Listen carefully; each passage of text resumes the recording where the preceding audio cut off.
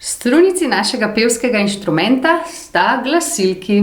Glasilki sta v bistvu dve gubici v našem grlu, ki naredita zvok tako, da ploskata. Tako kot slišite sedaj zvok mojih rok, tako glasilki naredita zvok v našem grlu, s tem, da ploskata veliko, veliko hitreje. Primarna funkcija glasilk pa ni naš govor ali petje. Primarna funkcija glasilk je naša varnost. In sicer glasilki nas obvarujeta pred tem, da bi se mi zadušili. Ko recimo kakšen delček hrane zaide v grlo in bi potem zašel v naša pljuča, glasilke naredita in s tem nas obvarujeta, da se ne zadušimo. Poglejmo si sedaj, kako te dve čudežni gubi izgledata.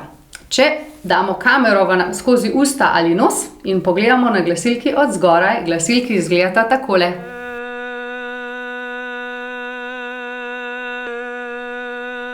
Če pogledamo na glasilki od spredaj, glasilki izgledata takole.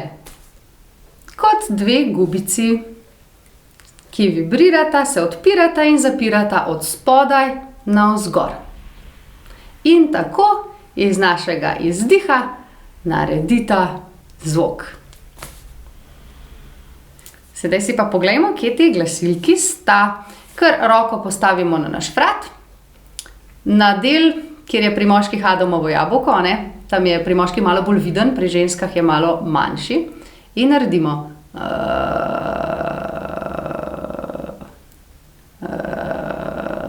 in začutili boste vibracije zadaj in tam so naše glasilke. A mogoče veste, koliko so glasilke velike?